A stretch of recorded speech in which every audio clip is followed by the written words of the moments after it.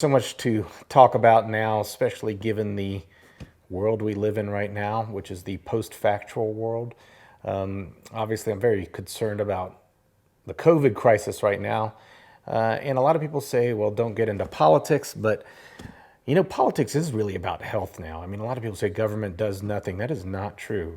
Government does a lot, and our government is responsible for a lot of what happens in healthcare and a lot of what happens to prevent many of the problems that we're seeing now with COVID problems, as well as other health issues and future pandemics that we're going to see. I'm very concerned right now about those kind of things, but I'm really more concerned about this kind of weird world that we're in now where facts don't seem to matter. It seemed to all start from day one of the Trump administration when they said they had the most people ever at an inauguration. And they obviously didn't, but that's where we started with this fake news type idea. And now we're way into the fake news such that you could basically say anything. In fact, the key now is to say the opposite of what the truth is and yell it really loudly, and that becomes fact. I see this a lot in the carnivore movement. Carnivore movement is so bizarre to me. You've got these guys out there. First of all, they say, oh, epidemiology is not good, and this research bad, and that research is bad. But then they find the article that kind of fits what they want to do. I say kind of because I don't think these guys know how to read research, because they will say something that they just read the research wrong. But as soon as they read something that somehow works with them, they put it on their website. The website's an echo chamber, or their Instagram or their Facebook. And that echo chamber, all these other people are, oh yeah, I eat steak and it makes me feel great. LDL cholesterol doesn't matter. And then you got all these people spreading these bad rumors and getting sick because of it. And it's all in this post-factual world where it's like, it doesn't matter what I show them.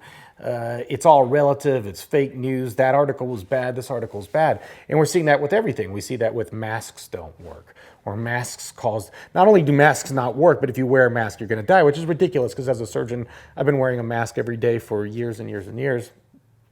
Obviously, that's not true. Masks don't work, these kind of things.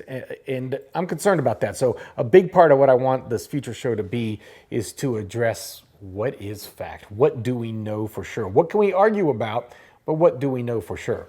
And that's going to be somewhat of our focus in the future, is trying to address this conspiracy theory.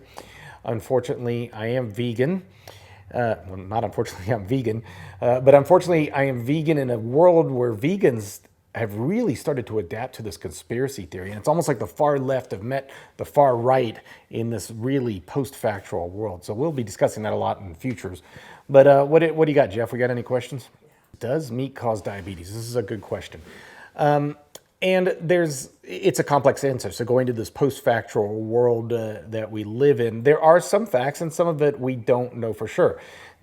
Does meat cause diabetes? I could tell you that meat is correlated with diabetes. In other words, if you look at the EPIC data study, or if you look at the Adventist Health study, or some of these other big, there was a Shanghai study, there's a lot of big epidemiologic studies where they control. So a lot of people think when we do epidemiology, it's like we just look at two people and say, well, this person ate meat and they got diabetes, and this person didn't and they didn't, therefore diabetes causes meat. That's called a univariate analysis. That's not very effective. That's not very good statistics. What we use is what's called multifactorial analysis. So we control for different factors.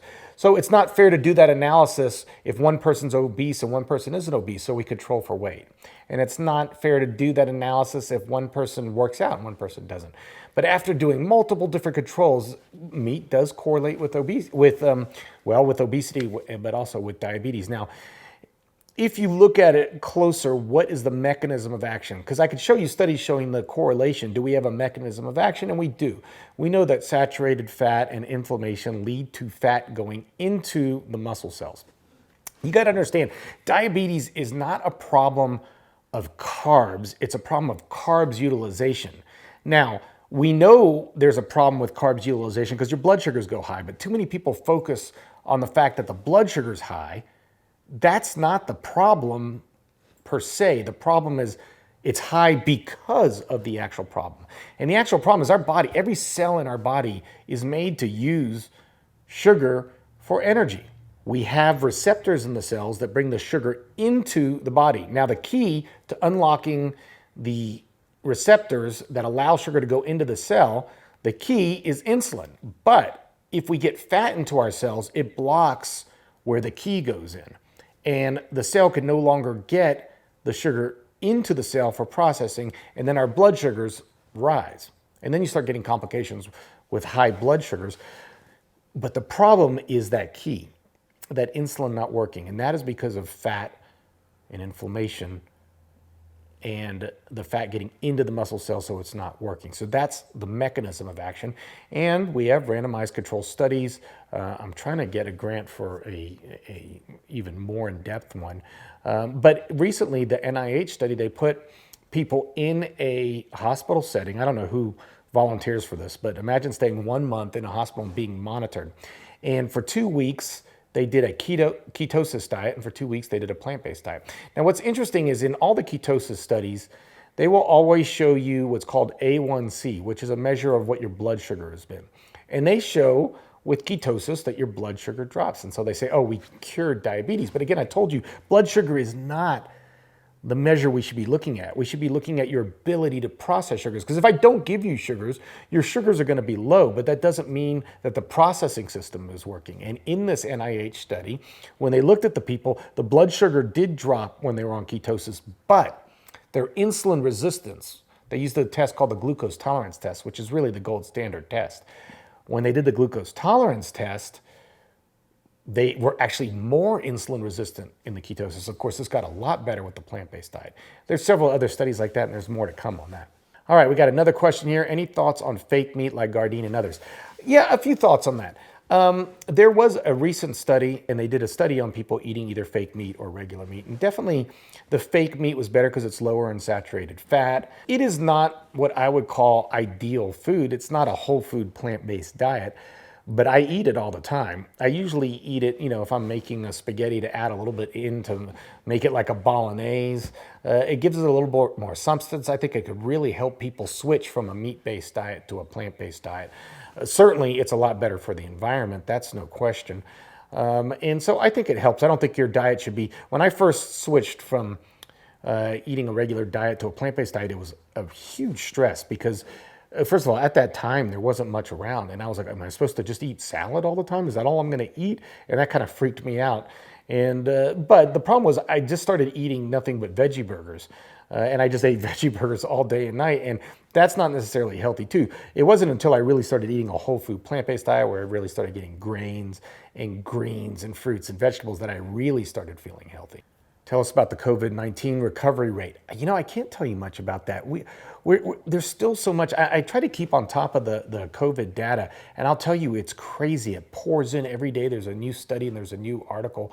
The death rate seems to be dropping. You got to understand there's different rates. Like a lot of people say, oh, only 0.1% of people will die from this, but that's not an effective way at looking at a disease. I think a much better way of looking at it is what's called case fatality rate, which is how many people that actually really have the disease die from it, are symptomatic and die from it. And that number is going down. And that's because we have very effective therapeutics now for people that truly get sick. But I don't think that death rates are really what we need to be looking at. We need to be looking at hospital utilization. The problem comes when hospitals get too busy to treat other people. And we saw this recently when we did the lockdown and we stopped all surgeries, everything. There became a backlog of people. We started seeing really bad gallbladders that could have been taken care of electively, easily, but now they're coming in much later with bad gallbladders. We see people having heart attacks. We see people not getting the usual care they need. If we get to a situation where the hospitals are so busy that we can't take care of the usual disease processes, and on top of that, the nurses start having a real difficulty caring for the patients, and the doctors get overworked, that's when we get the real crisis. And yes, we are able to save lives, but if we get overutilized, we could cause a lot of morbidity. On top of that, there's a lot we're learning about COVID. It tends, you've heard of these people that continue to have problems even after their infection, loss of smell, loss of taste, even long periods of time, fatigue. So we're still learning about those things, and We get briefings at my hospital, but we're still in a process of learning. What are my thoughts on soy milk and flaxseed oil? Okay, so I like soy milk a lot. I'm a very big proponent and believer in soy. I'm a big believer in phytoestrogen. There's some good evidence that soy could actually help prevent breast cancer, or prevent breast cancer recurrence, at least in people that have had breast cancer before. You do got to worry a little bit about the processing of how they make soy milk, carrageenan and stuff that goes into it, but I'm not too worried about it. I'm not drinking that much of it, and so I think soy milk is pretty good. I would urge on flaxseed oil to rather get actual flax seeds and grind them and consume them immediately. I get a little bit worried about oxidation of polyunsaturated fatty acids, which is not a good thing. And if you're storing a flaxseed oil, that could be a problem. The other thing is, I'm a little bit worried of flaxseed oil. We're starting to get a little bit too much omega-6 to omega-3. And that can lead, in plant-based diets, we tend to get a lot of omega-6, but we don't get as much omega-3. And so I'm not a huge fan of the flaxseed oil and the processing to get that oil. I'd much rather people take some flaxseed, store it cold and dark, take it out, grind it, put it in your smoothie or your oatmeal, and that's a safer way to consume it, in my opinion. Does oil or sugar make you fat? There's so much controversy. Okay, excess calories make you fat. So any way you're getting excess calories is going to make you fat. So there was a really interesting study. This nutrition professor in Kansas wanted to prove this. And he went on a Twinkie diet. Twinkie, Doritos, junk food diet. But he only ate 1,800 calories. And he did that based on the fact that he did tests on himself. He was overweight and found that his basal metabolic rate was about 2,000 to 2,200 calories, so he ate 1,800 calories. He lost weight. He's eating absolute junk food. He's eating fat. He's eating sugar. He's losing weight. So calories are what count for weight loss. Oils and fats are definitely going to contribute more to weight because they're higher calorie density. So you take an oil and you got a lot of calories per gram. A fat has 9 calories per gram, whereas a carbohydrate like sugar has 4. So obviously a fat is a higher calorie density. It's easier to get more calories in at a given time. Sadly, in America, we're never eating just sugar or just fat. It's usually sugar and fat combined, and that's why it's so bad. The other thing is, you got to understand, a lot of us have built-in insulin resistance because we're eating so much fat, and that fat's getting into our muscle cells and causing the insulin resistance. If you're insulin resistant and you eat sugar, your body doesn't turn sugar to fat. And that's a mistake that people make. If you radioactively label sugar or fat, if you eat fat, it goes to fat. It's very hard to make sugar turn to fat, called de novo lipogenesis. But if you eat sugar and you are at all insulin resistant, your body has to create even more insulin in order to get that sugar into your cells. That higher level of insulin will block the breakdown of fat. And so that can lead to fat. But again, in the end, it is how many calories you're eating versus how many calories are you burning. The beauty of plant-based diet is there's just no way, because of the calorie density, because of the water and the fiber in plant foods, you're not going to overeat them. I never count calories, and I don't teach patients to count calories. I go over with them eating foods that are low in calorie density because I don't care how many apples you eat. Now, theoretically, could you eat enough apples or enough broccoli to gain weight? Theoretically, yes. Practically, no. There's just too few calories. There's about 80 calories to 100 calories in an apple. How many apples could you possibly eat? You're going to get full real quick. And that's why we talk about calorie density rather than actual calories. What are my thoughts on raw plant-based diet? In summer, good. In winter, love steamed veggies. I know some very healthy raw plant food-based diet people. I find that diet a little bit the raw plant food people that I know, they eat a lot. They're constantly eating, and they get all these fresh fruits, and they're constantly. This one guy I know is an athlete. He goes to like the wholesale place and gets these huge cartons of fruit. It's very demanding. I worry a bit in people that they go on a plant-based diet and they're eating nothing but fruit and salads, and they're not getting enough grains and starches, and that could create a problem. It could create a lot of hunger. So a lot of these people on raw food diets can get very hungry because of that. And I also worry sometimes that they don't get enough fiber. You would think that fruits and vegetables are enough for fiber, but you get a lot more fiber from beans and from grains, which are left out a lot in plant-based diets, unless they're in raw plant-based diets, unless they're doing things like sprouting and eating foods that way. I just don't see the point. I don't see why you can't add some cooked foods. We know that some foods you get even more nutrients if they're cooked. But like I said, I know very healthy raw food plant-based diet people that do a good job with it. It just takes a little bit more effort and more work. You do have to do the supplements. A lot of people on raw plant-based diets don't do the supplements. And I have seen these online influencers who are like, they get on, they're like, oh my God, vegan diet killed me. And the vegan diet didn't kill them. It was their very, very exclusive diet where they weren't doing any supplements. They weren't getting grains. They weren't getting the proteins. And that could be an issue. Gastroenterologists say the cause of IBD and IBS is still unknown. This is a tough one because there's so much new research and literature. There's a lot of debate with inflammatory bowel disease as to whether inflammatory bowel disease is an autoimmune disease, whether it's an inflammatory disease, could it be a microbiome disease? Irritable bowel syndrome. Irritable bowel syndrome is a little bit weird. It's a catch-all term. So we use irritable bowel syndrome very widely. So someone could say, I'm having diarrhea all the time. Oh, you got irritable bowel syndrome. Now, they could have their irritable bowel syndrome because they're lactose intolerant. Or they could have irritable bowel syndrome because they've got SIBO, which is small intestinal bacterial overgrowth. So there's multiple different diseases that might be causing irritable bowel syndrome. Now, my thought is microbiome is very important. We know that the microbiome of a lot of human beings now actually creates a situation where they have overgrowth of bad bacteria.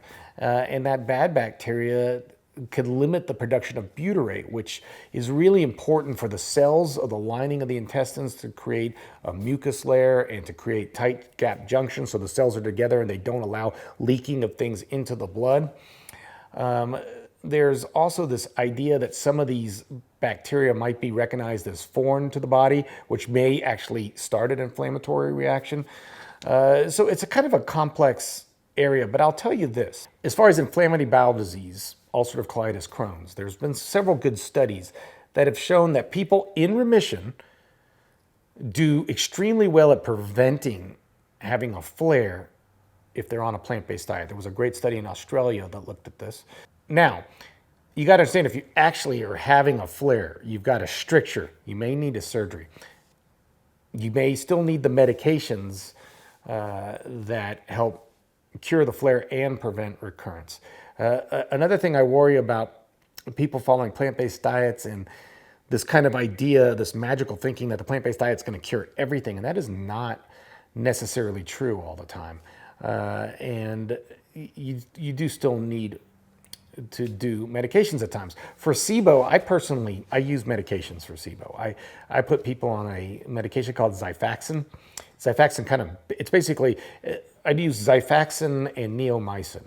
And these drugs, they're antibiotics that your body does not absorb, but it's basically like carpet bombing the intestine. You're just killing every bit of bacteria and everything in there, which is not a good thing. But if you've got SIBO, if you've got bad bacteria, I'm trying to clear it out. Then I put them on a plant-based diet, high in fermented foods. And I've had pretty good success with doing that. You could see a lot in my gastric bypass patients. You could see SIBO pretty easily because there's parts of the intestines that are rerouted away from the food stream and they could get bacterial overgrowth, and that's been very successful in those patients.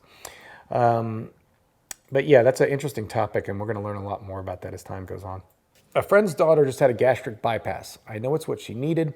However, a surgeon has put her on a high-protein, low-carb diet, pretty much keto. She's now terrified to eat an apple. Do you have a book I can refer to? There's no books on this with gastric bypass patients. When I first started doing gastric bypass and weight loss surgery, I would go to these conferences and all the surgeons would be there and we would talk all week about obesity. We hardly talked about food, which is very weird, right? You would think you would talk about food at an obesity conference. When we did, it was always about high protein. And then the weird thing is we would have a talk about microbiome affecting obesity. And I would have to get up and say, people, you understand that based on a study done in Nature, they showed that if you eat a meat diet, you get the wrong kind of bacteria for weight loss. And if you eat a plant-based diet, you get the right. But we're telling people to eat meat. That's a problem. One person got up there and they were talking about how ferritin and heme iron is really bad for metabolic disease because it affects the beta cells in the pancreas that secrete insulin. And yet that person recommends a low-carb diet, which is high in the iron that they just studied. That they're missing the forest for the trees. So it's been ingrained in bariatric surgeons to recommend a high-protein diet with no evidence to support it. There was one study there's a basic manual, almost like operator's manual for gastric bypass that's put out by the American Society of Metabolic and Bariatric Surgery. And that one article showed that people that did higher protein did better. But the reason they did it better is they were basically more compliant to their surgeon's requests. The other group was just eating junk food and wasn't compliant at all with anything. And so it just wasn't a very good study. With my patients, I don't ever tell them to eat a lot of protein. Any of my patients that are on here know that and can vouch for that. I just recommend them eating whole foods. Whole foods are exactly what they should be eating. They do a lot better. As a tertiary referral, so people send me people that have had weight loss surgery and have had failures. My number one thing I've got to deal with them is erasing the teaching they've had before and teaching them a new way to eat. They almost uniformly do better when they can follow this new way of eating, which is not high protein, which is not low carb, which is all about apples. And they do very well with that. Would fasting once a week be a healthy way to reduce weight? That's a good question, and that is very depending. There is one method of intermittent fasting, which is fasting 2 days a week. And a lot of times during that fasting, they're not truly fasting. They're eating a 500-calorie diet for those 2 days, and the other days they eat normally. And if you look at the week, in the end, you tend to end up eating less calories, and so you can lose weight that way. Though a lot of people do that fasting not really as a weight loss technique. However, I've seen this go very, very wrong in some people. And it tends to go very, very wrong when people are doing it and they have any kind of eating disorder, because it could really, I think, stimulate eating disorders quite badly. It hasn't been well studied yet if fasting affects people with eating disorders, but I would be very worried about it. I tend to use with my patients something called time-restricted eating. Time-restricted eating basically looks at circadian rhythms. And it does turn out, we talked about how calories are what cause weight gain. It does turn out that the same calorie you eat in the morning is not the same calorie you eat in the evening. That our bodies respond to these calories differently, whether it's morning or whether it's evening. And so I tend to have my patients, first of all, you got to eat somewhat intuitively. Don't eat when you're not hungry. I tend to tell them to eat over a 10-hour window. A lot of the intermittent fasting people use an 8-hour window. I tend to use a 10-hour window. I don't want my patients getting too hungry. Typically, people aren't that hungry in the morning. And so they tend to, I tell them just don't eat in the morning, have a cup of coffee, maybe start breakfast at 10. But I don't want them to wait necessarily till 12, because then I found that they've overeaten at that time. I don't want them starving hungry. So typically they'll eat at 10. Since 10 is their first meal, I like them, if possible, to be finished by 8 o'clock at night. And a little bit earlier if possible. And then eat at very scheduled, same times. What I don't want is grazing during the day. So we establish very set times of eating. I tend to find that that works a little bit better than these intermittent fasting protocols. But of course, there are a lot of people that claim huge success with the intermittent fasting. But in an obesity practice, when I've tried it, it just hasn't worked as well. 3 top reasons to go plant-based. Okay, so let's differentiate plant-based versus vegan. 3 top reasons to go vegan, in my opinion, are the environment, clearly. The vast majority of our agriculture, which is really, agriculture is taking over our land mass and causing mass extinctions. Burning down of the Amazon has a lot to do with creating grazing for the animals. The animals produce a enormous amount of waste. These waste goes into these waste lakes that then seep into our ground and end up in our water supply. They cause dead zones in the water. I could go on and on about this. Obviously, there's the CO2 and the methane with animals. So that's number one. Number two for vegan is just the ethics of it. I don't know if you've ever seen what happens in what's called a CAFO, which is a controlled agricultural feeding operation, but where as we sit here talking, millions upon millions of animals are in disgust. I mean, these are animals you would pet and hug and love, and they are in the most disgusting, awful situations as we speak. They're shivering, they're shaking, they're scared, and it's depressing that we use them like this. And then for health. Now, if we're looking at health reasons, 3 top reasons to go plant-based. Now, when I look at plant-based for health reasons, for me, if you're going plant-based for health reasons, you might eat meat once in a while. Plant-based, right? It's the base of your meal. So there's diets like the DASH diet or the Mediterranean diet. The base of those diets are plants. And the benefit of that is increased antioxidants, increased fiber, better microbiome, better insulin sensitivity, less atherosclerosis, possibly less Alzheimer's and dementia, though that's debatable. Just an overall better health, I think, is the reason to go plant-based. And I think there is a significant amount of literature now to support that claim. Should people overweight follow a leaky gut anti-inflammatory diet? I don't really know anymore what a leaky gut anti-inflammatory diet is. There's a lot of people, there's a lot of doctors now that are doing this thing called functional medicine, which is eerily on the verge of snake oil, although I know some functional medicine doctors that are absolutely fantastic and do really good recommendations. Again, I want evidence-based behind what I recommend. I don't really know what an anti-leaky gut diet and anti-inflammatory diet is. Now, I will tell you from a literature perspective, from a true science perspective, they did create an anti-inflammatory diet using what's called the Dietary Inflammatory Index.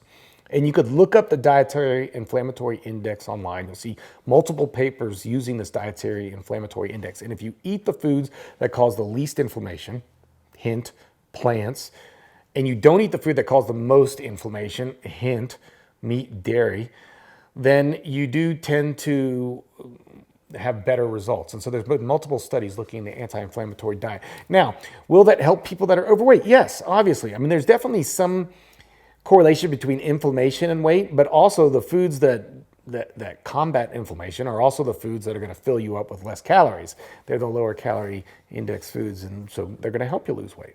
All right, so Jason asks, acute versus chronic increase in IGF-1 from resistance training and high protein intake. Do you think there's an issue amongst healthy weight individuals, resistance training and taking high protein diets of the 1.6 to 2.2? Excellent question, Jason, excellent question. A topic I think about a lot, a topic I read about a lot, a topic I can't give you a direct answer on, I could give you theory on. We know that IGF-1 is associated with cancer. We know that mTOR is associated with aging. There's been a lot of studies on this. We know that higher protein diets, especially diets that are high in leucine, which are diets that tend to be, you got to understand that a plant protein has a lower leucine, so it's got less of a stimulation of IGF-1 than an animal protein does. And so we know that people that have high IGF-1 can lead to different cancers. We know, first of all, in people that congenitally have high IGF-1, like in acromegaly, those people tend to have higher prostate cancer, colon cancer. And so we also know that people that aren't congenitally having high IGF-1, but that eat a high protein diet that gets them higher IGF-1 do correlate with high protein diets, do correlate with cancer. So what about people that are lifting weights and they want to maximize their muscle building? And there are a lot of really good researchers now that have shown that probably the ultimate, like what you, above 2.2 grams per pound of protein is just totally unnecessary. There's a debate over 1.6 to 2.2. I think most people now are favoring 1.6 being the number of the absolute optimization. Now, that optimization, interestingly, is looking at muscle protein synthesis. And muscle protein synthesis, you would think would create more muscle gain. Now, I wrote a lot about this in my response to Lane Norton's critique of What the Health. So if you go to proteinaholic.com, there's a response that I have to Lane Norton where I kind of question whether looking just strictly at muscle protein synthesis is what we should be doing. Because when you actually look at muscle growth with different proteins, 1.6 may not do much better than 1.2 or even lower. And it really depends what your population is. Are you looking at elderly people that are just trying to not get sarcopenia, or are you looking at a 25-year-old looking to compete in the Olympics? If you're going to get that much protein, there's no way you're going to get that protein just after a workout, right? So you have to eat it all during the day. So what you're constantly doing is you're constantly stimulating IGF-1 and mTOR all during the day. My thought is, and we don't have a lot of research on this, but my thought and my feeling is that that's not good. This chronic stimulation of IGF-1 and mTOR may be a problem. And if you look at some of the anti-aging literature and they start looking at the blue zones in places that have a lot of longevity, you start seeing a situation where these people aren't getting this chronic high IGF-1 and mTOR. And so personally, I try to get a protein stimulus right after my resistance. That's the one time that I will do a higher protein type meal, but during the rest of the day, I don't try to get a lot of protein because I don't want this chronic IGF-1 and mTOR. Now, I do eat soy quite a bit, and so soy does stimulate IGF-1. It actually does have high leucine, but in some studies, it's shown that soy actually increases IGF-1 binding protein, and it may be that by stimulating that IGF-1 binding protein, that you're not getting as effective a high IGF-1. But I would also ask you to just think for a bit and ask yourself, how much do I need to optimize how big I am? Is it, like, I understand if you're an Olympic athlete or you're really in a competition. What's crazy to me is there's just so many guys in the gym and girls that are trying to do everything to get as much muscles. They're taking steroids. The steroid use is unbelievable. They're doing everything they can to try to get the slightest increase in muscle. Is it worth it?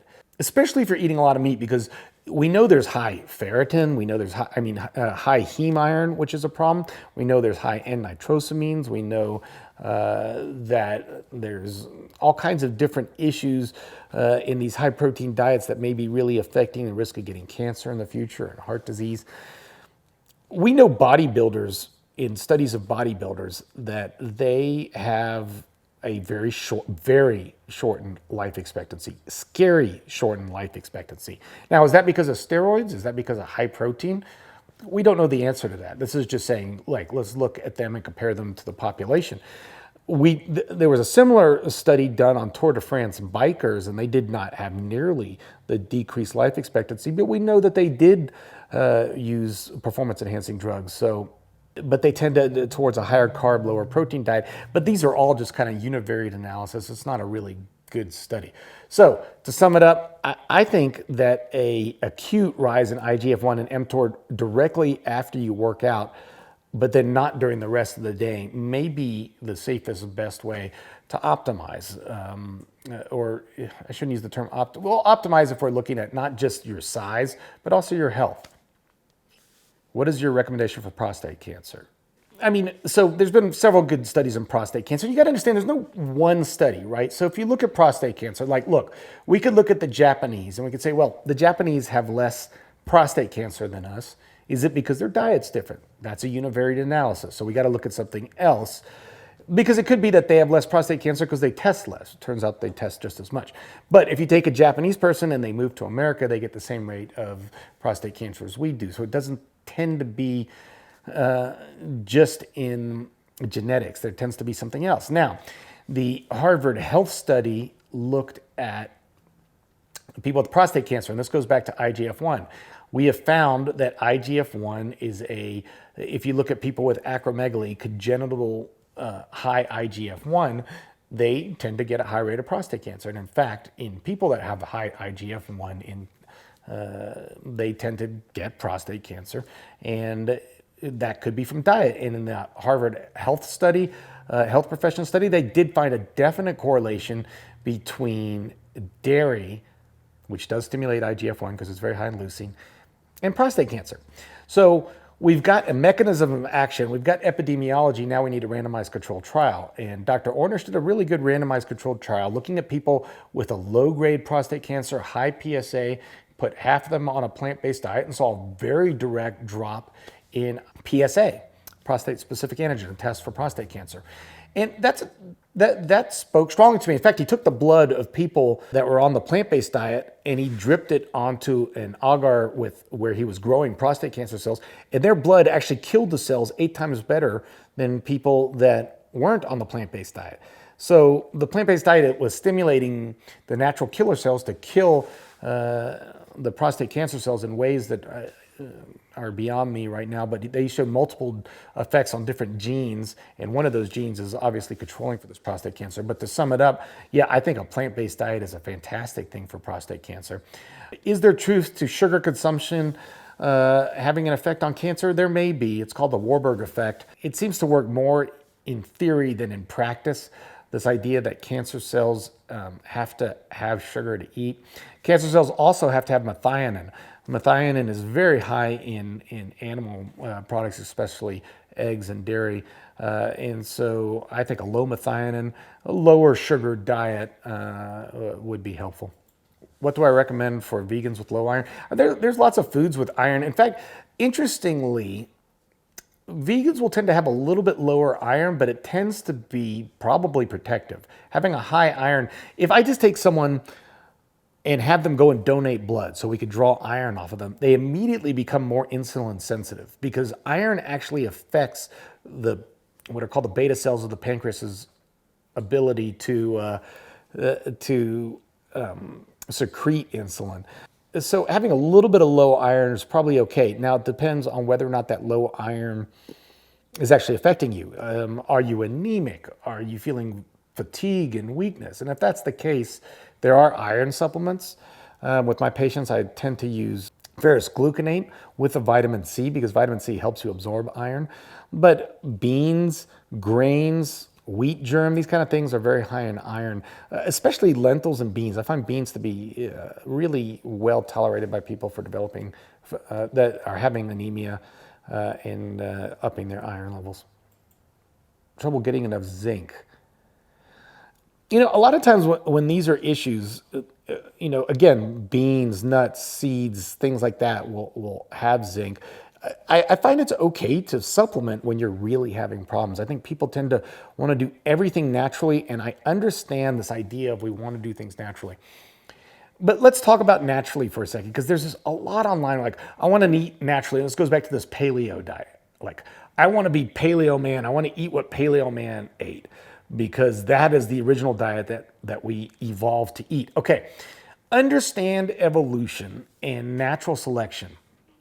Natural selection is trying to get people healthy enough to survive to an age of procreation. After that, natural selection doesn't give a damn about you. Natural selection doesn't care about you living to 80 and seeing your grandkids get married. Natural selection doesn't care about that.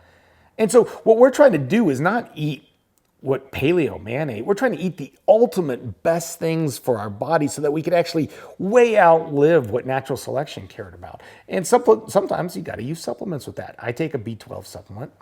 I take vitamin D. I take omega-3.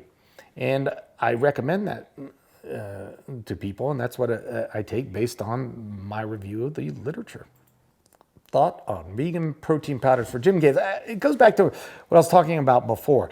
I will use a protein powder directly after a workout to stimulate my IGF-1 and mTOR in order to maximize my muscle protein synthesis directly after the stimulus of exercising, but I don't do it any other time in the day. An animal protein has higher leucine, so it's going to stimulate IGF-1 more. A lot of these plant-based protein powders are now supplementing branched-chain amino acids, including leucine, so that you get more muscle protein synthesis. But does that then work against the whole plant-based diet to begin with? There's other factors, right? Antioxidants and fiber and things like that, and genetics. But I do worry that that's an issue. I'm not a big fan of protein powders because partly I just don't think they're that necessary. So I will do it occasionally after a workout, but at no other times. Maturity onset diabetes of the young. That's a new term for me on that. Look, it's interesting because we were doing a study on, and the Mastering Diabetes guys are great. I really would recommend you look at the Mastering Diabetes website. And I was working with them on creating a actual protocol for study. But it doesn't matter whether you have type 1 diabetes or type 2, or if this is a mature onset or a juvenile onset. In type 1 diabetes, you're not producing insulin, so your beta cells have shut down. So you have to take shots of insulin. But what we have found in type 1 diabetics that is over time, they have to give themselves more and more insulin in order to get the same control of blood sugars. And the reason that they're giving themselves more and more insulin is they're now getting insulin resistance, and they could actually get type 2 diabetes on top of type 1 diabetes. And a plant-based diet, again, plant-based, you don't have to be vegan, but a plant-based diet with lower saturated fat is going to help all forms of diabetes. To understand whether or not there's a possibility of cure, you got to understand and know whether or not your beta cells, the cells that produce insulin, still work. And so there's a test you could do, which is measure C-peptide. And if there's still C-peptide in your body, in other words, your body is making insulin, then yes, a plant-based diet could potentially cure it. We've seen that many times before, but not always. Sometimes you do need the medications on top of it. Okay, any ideas on how to lower the need to eat the amount of calories in a whole plant-based diet? I need to eat 3,000 to 4,000 calories a day to feel full and not hungry, despite not exercising. Long answer here. Let's talk about obesity. You have got to understand that we are all different. And there are some people where 4,000 calories is what they need to eat to get full, and some people 2,000 calories and 1,500. We all have that friend who's never hungry. And then we've got those friends that, oh my God, I can't stop being hungry. Now, a plant-based diet works really well because, like I said before, it's low calorie density, so it's unlikely that you're going to eat enough to really gain weight. But sometimes that's not the case. Now, I will tell you, starches are important. Starches tend to be, it's almost going to sound like I'm going against myself. They're a little bit more calorie dense than the vegetables. And you'll say, oh, well, then I don't want to eat starches because they are more calorie dense. But they're very good at satiety, especially beans. So something like a beans and rice, or I take a baked potato and put beans on it. There was one study where Dr. Holt did a study where he fed people different foods and he came up with a satiety score.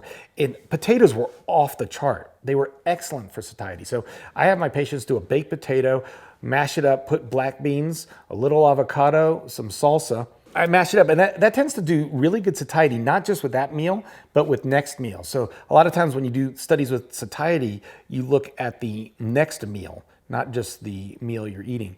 And so I do incorporate that. That does slow it down. But let's get back to, why are people obese? Why does one person have an issue wanting to eat more and another person doesn't? And it really goes down to genetics. Back to evolution. When we evolved, it was in times of feast or famine. And it became a genetic, basically, benefit or advantage to want to eat a lot. Because if you could eat a lot when food was around, you were more likely to survive a really cold winter. That now works against you, right? Because now you want to eat a lot. And, food scientists have got some really great, foods that fit right to exactly what you want to eat, which is high calorie foods. And so that can be a real problem. So people that have that kind of a genetic disposition are going to go that way. And we have mapped out some genes that are definitely associated with obesity, but it goes even beyond that. If you just look at twin studies, like they did twin studies where they separated identical twins at birth, not on purpose, but they were adopted into two different families. And they had fraternal twins that were separated at birth into two different families. And when you looked at it, it didn't really matter what the family was eating. The identical twins, if one was obese, the other one was obese. And in fact, in these genetic studies, weight tends to be the most inherited gene we have, on par with height, but more than hair color and eye color and things like that. They've done these great functional MRI studies of the brain. And what they did is they've taken people that suffer with obesity and they show them food, or then they take a person who has a normal weight and they show them food, and there's a total different reaction in the brain. Someone who suffers with obesity might be much more driven to want to eat that food than somewhat a normal weight. And this is really in the brain function. In fact, if you look at the arcuate nucleus of the brain and you look at dopamine receptors, dopamine is like our pleasure center, right? Like if you get dopamine stimulation, you get satisfied. In people that suffer with obesity, we found that they have very few dopamine receptors, on par with like a cocaine addict. So it goes into this whole idea of like addiction is all of one form. It's this lack of dopamine, and whether you're using cocaine or alcohol or food to try to get that stimulation, some people need more of those different things in order to get that stimulation because they've got lower dopamine receptors. Is that genetic or is it downregulation from using it? I don't know the answer to that. There's so many factors that affect obesity. There's genetics, there's epigenetics, what mom ate while you were in utero. So back to the person who says he has to eat 4,000 calories in order to feel full, that's an issue. And you may need to really look at something beyond that. We can do everything we can with diet. There are medications now that do help control some of these things. There's a medication called phentermine. It's almost like an upper, but it does have a little bit of the norepi stimulation that does go to dopamine. There are things like naltrexone that blocks the opioid receptors, but does have an effect. So there are different medications that can help. And then certainly if you're getting into real serious obesity, like I see in my clinic, then surgery's definitely helping. And like I always say, the surgery is a tool. It's a tool to help you change a lifestyle. It's very hard to change lifestyle when you're constantly hungry. But if we could control that hunger, then it's easier to make better food choices. My best recommendation for anti-inflammatory benefits?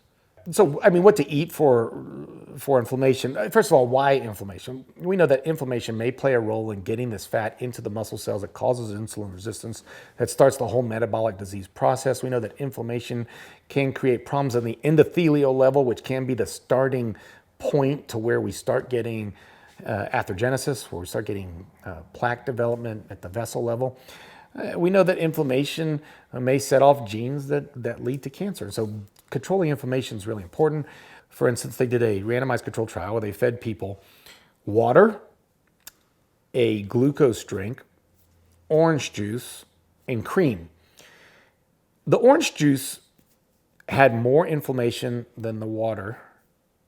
Obviously, that is because anytime you're eating any kind of food, you do get what's called reactive oxygen species. There is an inflammatory effect just of eating. Now, the orange juice did better than the sugar drink because orange juice has antioxidants in it, vitamin C, etc. And then the worst was the cream. Now, why the cream? We know that fatty foods have in them what are called lipopolysaccharides. You can pasteurize milk and kill off the bacteria. But when you kill off the bacteria, that can leave what's called the endotoxin. And that endotoxin, if it's absorbed, could cause an inflammatory reaction. Now, we could get that endotoxin from our own bacteria that's in our cells. We could get it because we drink milk and that endotoxin gets into our cells, or cream in this situation.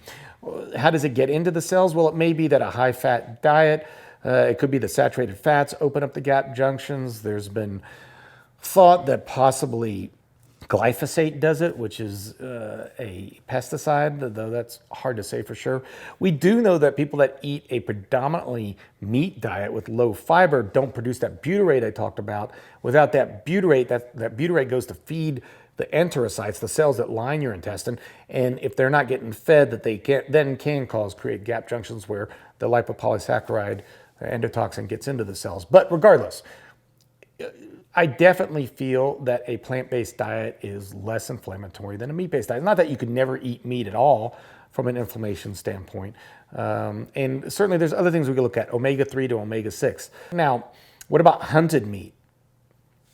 Hunted meat's going to have less inflammation than regular meat. Why is that? It's got lower saturated fat. It's got higher omega-3 levels. So that's going to create even less inflammation than a farmed meat, which is farmed to be extremely fatty, much higher saturated fat, and probably more infections and bacterial problems.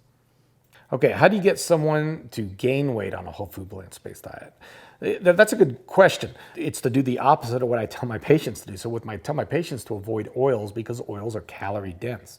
So you want a lot more oil on food. Eat nut butters. Nut butters are a great way to increase because they go down really easy. People like them a lot. You really need to add a lot of the starches now. Now the starches do make you feel full, but they are going to give you a little bit more calories per each meal that you do. And then doing shakes, smoothies. I tell my patients never do liquid calories because liquid calories go in too easily. They're already broken down, etc. These protein powders are broken down proteins. It's a lot easier for the body to absorb it, make the body work at absorbing it. So don't use liquids. Now it's going to be the opposite if you need to gain weight. Then I'm going to tell you, do the liquid shakes and things like that where you could get easy access to calories. We're trying to do a live stream here so we could get some people on. So let's see Bonnie. See if we could bring Bonnie up and see what it looks like when we get the video. Hey Bonnie, how are you? Mr. Garth, It works. We can hear Bonnie. I How was you going doing, to Bonnie? ask you a question. Good, Yes, how ma'am. you doing? Excellent. My son is overweight, and I was trying to get him some help with it. He is obese, about 350 pounds, and he really needs help. And you're the only one I've been following, and I trust that would do the job. So, um, any tips? When you get 350, and I don't know his height, but in general, 350 is going to put you in a morbid obese range. And morbid obesity is a serious problem. And it is, I don't care how many influencers there are online that tell you this diet or that diet. We're looking at what is going to help him long term. And it's really hard to get long-term success with diets. It's just very difficult. Now, what I would say is there are great, you really should see an obesity doctor. So an obesity doctor could work on some of these things we talked about before. Medications to help with hunger, plant-based diet, exercise, 10,000 steps every day, very important. Circadian rhythm eating, not eating at night, very set meal times. All of these things are important. I do find a lot of patients will still struggle, and that's when we use surgery as a tool. And so there's the sleeve gastrectomy and the gastric bypass, both exceedingly, there's nothing that comes even close to these surgeries. Medicaid pays for these, Medicare pays for them. Most insurance companies now pay for it because they recognize the benefit. So the thing to do would be to look up a center of excellence. You want to go to a center of excellence. So if you go to the American College of Surgery or the American Society of Metabolic and Bariatric Surgery, if you go to their websites and look up bariatric surgeons in your area, you'll find someone that he could go and visit. Most bariatric surgeons now have dietitians. They've got medical doctors that could help if he doesn't want surgery. And then they could offer you that surgical option if you need it. Well, thank you so much for your time. Sure. I wish you the best. Take care. All right, so in the future, we'll be able to do more of those. And yeah, we'll do debates in the future where we could bring people on. People like to debate with me in the comment section. So now you'll be able to debate with me live. Say it to my face. All right, guys. Well, thank you very much. We're just kind of experimenting with this, but in the future, we will have guests and we will try to make it more interactive with people, and we're going to try to get Instagram kind of looped into this. So Instagram's a whole different process. So if you're following on Instagram, you're going to have to go to that link to go to StreamYard in order to get in, or go to my Facebook page in order to do it, or YouTube. Yeah. All right, we're going to do more. I'm going to have a website where there'll be more information on this. And in the future, we may even do classes where you could sign up for classes where I will teach a lot of the things I teach to my patients in order to lose weight. So just experimenting with these things, but thanks for joining us.